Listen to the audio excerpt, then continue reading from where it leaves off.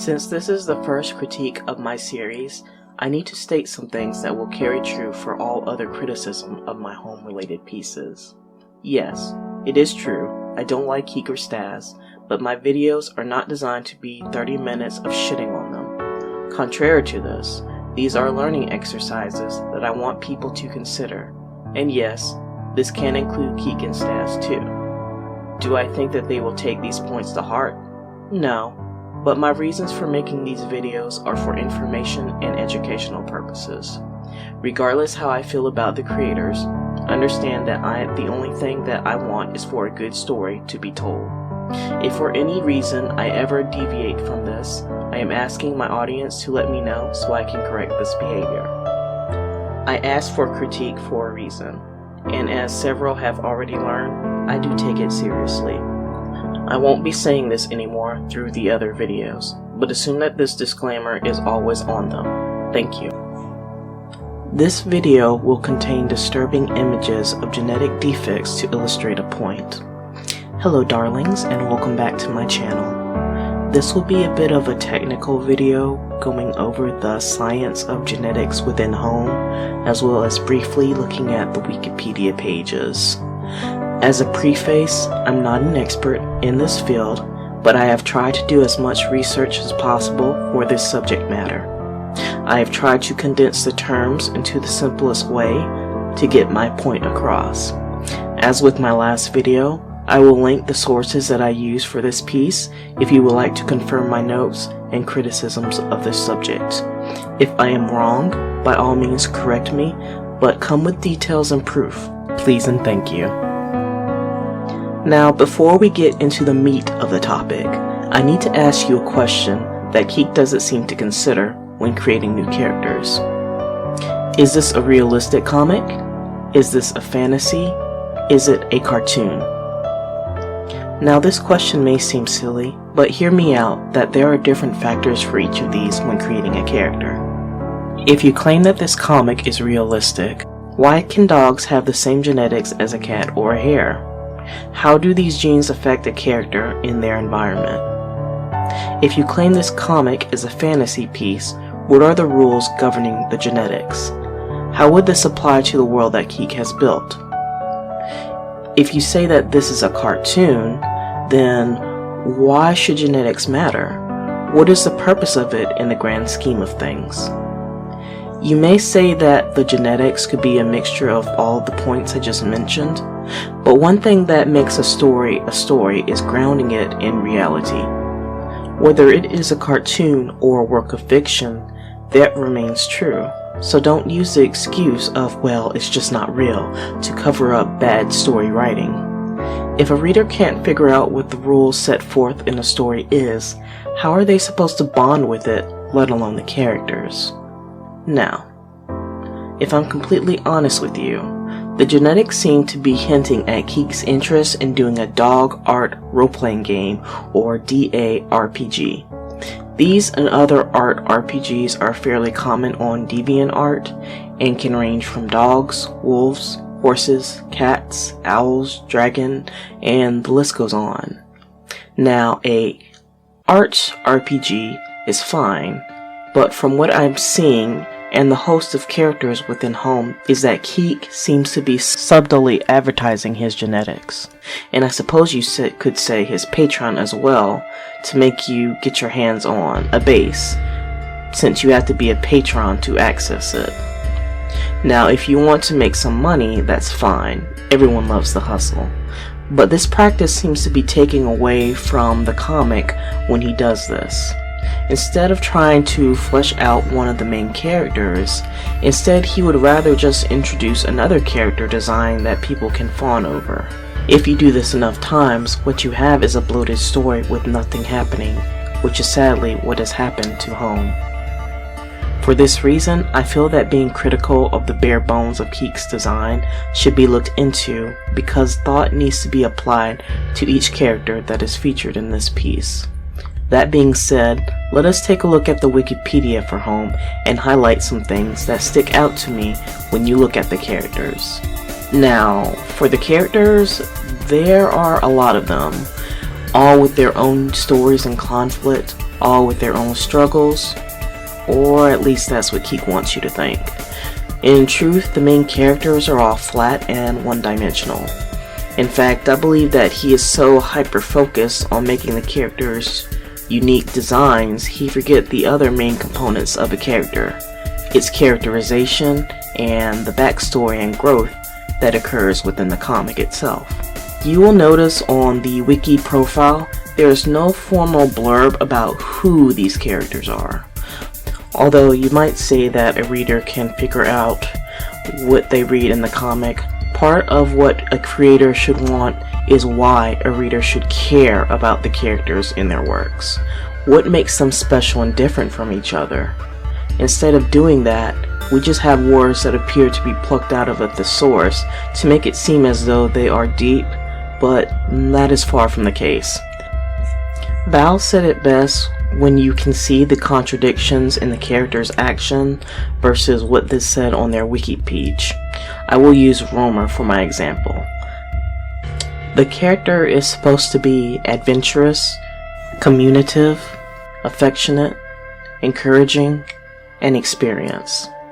Now, adventurous might have applied at the beginning of Home, but lately he has been stagnant in the Meteor Tribe, considering that he wants to bang Rogio constantly. Speaking of communication, exactly how many times has Rogio given Romer the cold shoulder and he just lets it go?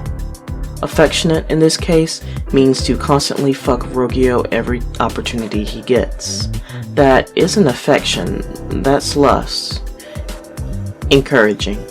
Again, when was the last time he encouraged someone recently? When Romer met Cargo after he attacked the Solar Stag merchants, all he did was tell Cargo that he just wanted to be friends. Romer doesn't talk to Rogio, he fucks him, so that doesn't work here either. And then experienced? In what way is Romer experienced in the comic? He can't hunt, he can't lead, he can't fight. How the hell is he more experienced than Ravanian, who is supposed to be getting groomed to take over the Asmunder pack? Romer is just so generic that it's amazing that he survived this long without the aid of his parents. And this is just the surface things that I'm talking about. I haven't even touched on the relationship that he has with the other characters like Farah or Rania. Romer just comes off as a fuckboy to an emotionally manipulative partner every time that we see a significant scene about him. And he's supposed to be a main character. What message does Kique intend to send to the audience by not showing any other instance of him growing with the other characters, especially when he has so many to choose from? Instead of answering these questions, Kique favors Romer's unique design instead, as he is the only chimera currently within the comic. I'm not even sure if it is right to say Romer is even a chimera, since it doesn't behave in a typical manner either. Despite Romer's list of character traits hinting that he has depth, none of this is shown within the comic. The backstories for the characters are left up to the reader to interpret, but as far as grounding, how their past may affect them, that is non-existent in this comics, and Kique rarely uses flashbacks. So now that we have an understanding about the faults of the Wikipedia, let's go a little bit more depth about the genetics. To anyone that hasn't picked up on it, all of these dogs featured in Home, minus the Bayou breed, are based on in real life breeds. For example, the German Shepherd is the equivalent of the Rifle. A Northern Yarrow is the same thing as a wolf dog or Malamute would look like. A Petite Yarrow is the Finnish Spitz. There is also a Rhodesian Ridgeback, the Saluki, a Labrador Retriever, and a Schnauzer. Plus the list goes on and on. In fact, the only original breed that there is within Home is the Bayou, and that's only because they were put in the comic because they are based on Stas's own in real life dog. In either case, this would be the equivalent to buying a box of Oreos, then repackaging it with your own brand and selling it. Motherfucker, those are still Oreos, not Kikos. There's nothing transformative about these dogs other than them having a different name from their in real life counterparts. Therefore, to say that these breeds are copyrighted is laughable. So, for anyone that thinks that they can't create one of these breeds and Kique's copyright notice intimidates them, here's the truth. Kique can't copyright it, much less enforce this aspect of his design. The only pass that he might get is the shield wolves and the Akifers, but even then, there is very little transformation that has occurred with this breed. And Aki is just a wolf with longer fangs and tail. Plenty of people do this in a fantasy original character. You can argue that their bioluminescence makes them unique, and I'll give you that. But again, it's a very small detail as bioluminescence on dogs have been done before. Kique would also be a fool to try to take anyone to court over this type of claim. The same can be said of the majority of the physical genetic characteristics or phenotypes of these animals too. Now, I've heard that he has got the basis for not only all the dogs and cats featured here, but also the Sanbun hare and I believe the Nova Envelope, which is the equivalent to a horse in this fantasy world. All of the genetics can be on a cat or a hare, and from my understanding, there are no genetic features that are forbidden or have caps. This is why some of the pictures can look like they got splattered with paint, stickers, or even glitter. When drawing a character, much less for a comic, less is certainly more. Now, I'm assuming that the only reason that Kique is doing these overly complex markings, like the one we see on Curve for example, is that he has a brush to cut down on the working time. But think of if his computer crashes or the program glitches out. That is a lot of manual work that he has to do if his brushes disappear. And I'm not saying that using brushes is wrong, but using them as a crutch like this should make you question if you really need that many spots on your character, or at least make you think about simplifying the design. Kerr's old design made him look like his mom, and I personally wish he would have kept it versus what we have now. So now that I've addressed the species fallacy, let's move on to the base colors. To simplify this topic, there are 3 colors that you can find on dogs: black, which is eumelanin, red, which is pheomelanin, and white. Black is the dominant color, red is recessive to black, and think of white as an eraser of black and red hairs. Now, you might be asking yourself what chocolate or liver is considered, and that brings us to another term called delusion. Chocolate, or liver, or blue, and Elzabella are delusions of black. Red hairs also have delusions too, although a more correct term may be intensity. It makes the difference between the red on an Irish setter, a golden retriever, a fawn pug, and the cream Labrador. All these colors can be erased by white. Hopefully that wasn't too bad of an explanation, but now we know how the base colors work. I know that Kique has invented the phenotype delusion redshift, but he has never stated how this delusion interacts with the red recessive hair. It appears as though it's an off-tone red on top of red itself, which is not how delusions work. Red hair, as mentioned, have different intensities, so I'm not sure what is the point of having this in the genetics. Sometimes if a black delusion happens, it affects the red hairs too, sometimes even the nose and eye color. What about mutations? Does a double red cause a lethal gene like a double Merrill would? It would have been nice to see this play out in Kique's genetics, but he didn't seem to consider this. As a side note, someone also pointed out to me that all of these dogs share the same color palette. For the meteor tribe being inbred, this would make sense, but for Christ's sakes, out of all the colors in the world, Kique had to be just lazy and reuse the same 5 colors across 10 to 15 characters. If you really wanted a character to stick out, why not change the tone of it? I'm not implying that they had to be a sparkle dog, but there are various shades of black and white, for example, so why not utilize them to your advantage? This in particular would make them stand out more than just having obnoxious coat patterns.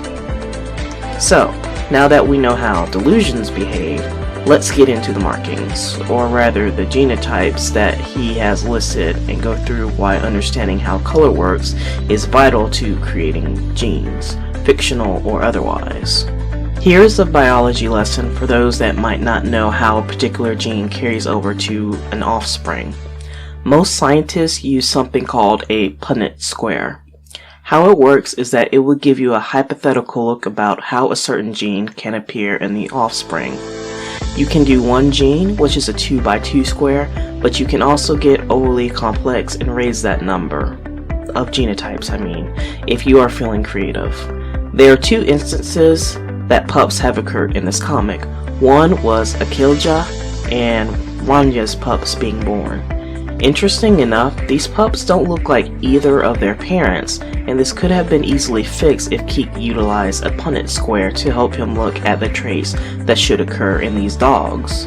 From my understanding with Ranya's pups, a contest was held instead of Kique sitting down and working on the genetics himself, which is why all of Ranya's pups don't look like Rannick, much less like her. When I look at the coat pattern, I'm not even going to refer to it as a phenotype since Kique has a hard time in even defining them. I notice that the main base color rarely gets used. For instance, if we look at the wasteland coat, you notice that the black hairs only extend to the neck. Everything else is supposedly this unique coat pattern, but again, it doesn't need its own sheet as light and dark features can vary depending on the design of the animal. I feel that Kique is overcomplicating matters by adding this. Instead of saying that this is how a wasteland coat should look like, why not break it down to several key features such as the graying of the muzzle or how dark or light the shoulders are in a design feature that you can incorporate into the final design of a character. If Kique were to do that, then several coat phenotypes wouldn't need to exist, which brings us to our next issue with the genetics. One thing I noticed when looking at the entirety of these genes is that Kique has a lot of genes that repeat. What I mean by this is that spots on a dog, for example, can go under the umbrella term of ticking. What Kique has done though is spread ticking out to go into snow ticking, fallow spots, and embers. All of these patterns follow the same logic, so it's a little bit unnecessary for them to have their own separate genes. You can see duplicated genes in these instances. For instance, etching, which is our in real life gene, is the same thing as a black point, a striped point. Tan points are the same thing as Kique's half points, striped points, and Mesuseki mask. A splash coat, which is an in real life example, is known as Wrangler. Snowflake, which can be found on horses, is actually called Snowfall in Kique's genetics. Blaze, which is a horse feature again, is a Bronco pattern. Roan, which is on the horse, is faded and two-tone faded. Ticking, which again, I've already addressed, is snow ticking, fallow spots, and embers. Brindle is known as New. Seal is also seal and sand in Kique's case. Sable is the same thing as a primitive, and Varulov, but I can't say it. Dapple on a horse is the same thing as a dapple. Piebald is the same thing as a scarred piebald and rawhide. And Irish is the same thing as a caribou back or a fallow agouti. So my next question is, why use other animal markings on dogs?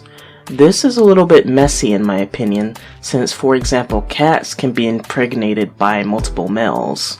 This explains why kitten litter mates can look so different from one another. Granted, yes, the same thing technically can happen with dogs, but in general, most puppy litters look like they have a common thread that you can see even in the newborn stage. This is probably why I find litter mates in home so problematic. For instance, Lifa's pups, Jala, Agar, and Rogier, look nothing like each other. There really isn't a common theme or pattern that they have, considering that their mother has ticking and a very distinctive coat color.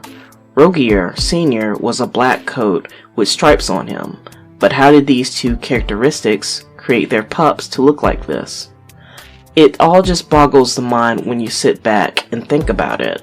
The same is true for Ramonian and Kique. What traits carried over from their mother and father? For Rovanian, Kique chose the Disney route in that the son looks like the father, but Kique? He's just an abomination of different colors and themes. I assume he was supposed to look more like Rayla, but it kind of fell flat. Whispervale and the Meteor Dogs, prior to Rania arriving, also had inbreeding within their tribe. I would like to isolate this to the Meteor tribe since there are at least 3 generations of inbreeding that happened according to the comic and wiki. Inbreeding should have caused a lot of genetic defects, which is never displayed within the context of the comic, nor does it appear these dogs are actually suffering from those ramifications. Vandy in particular is a worthy case study since she is responsible for quite a number of meteor dogs that still survive. A lot of the information of who she is related to has been sadly purged, but she is the mother and grandmother of quite a lot of MT dogs. This trend, disturbing as it may be, could give an interesting dynamic for the characters. Unfortunately, like many heavy subject matters, it is glossed over to the point where even the sons of Vandy, I namely speak of Akalija and Javo, seem to be complete strangers of each other.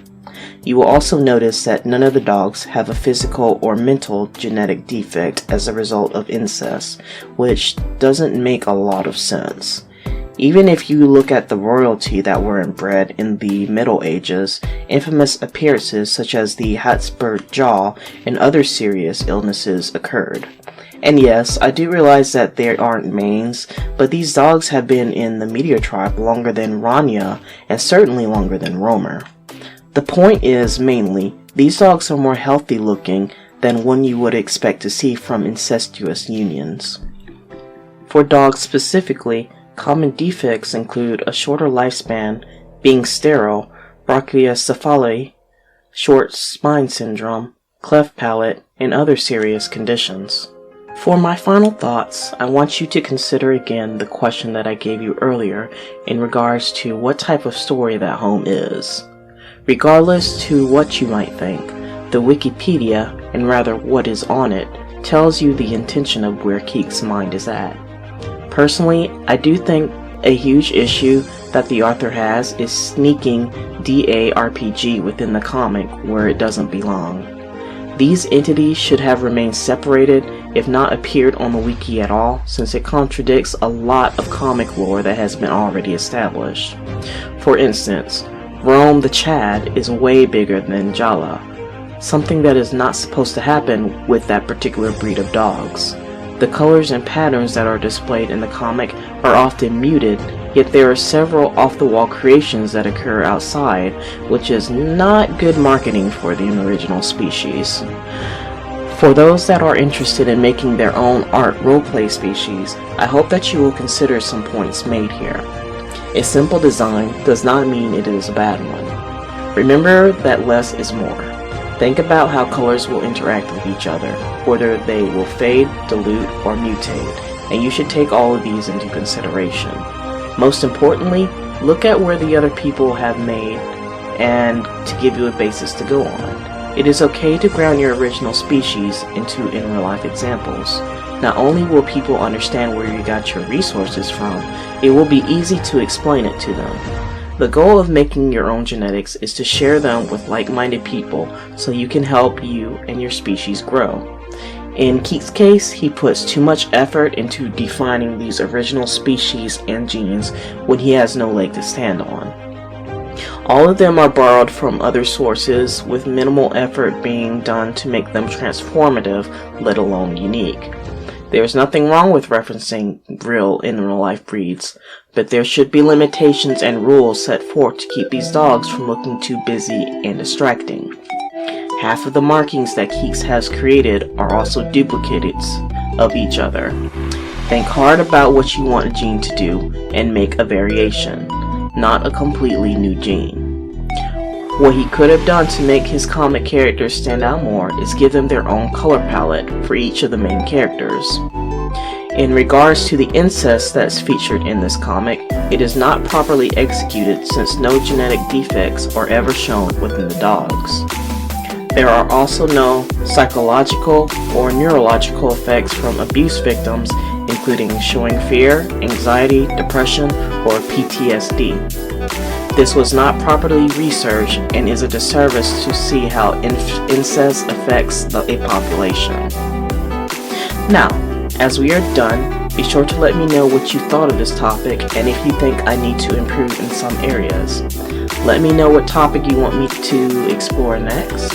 I was thinking about covering the matriarch and the solar stag tribe, or the ghouls that appear in Home. Be sure to leave a comment and smash the like button to drive up my engagement. Until next time, be safe and take care of yourselves. Asher out.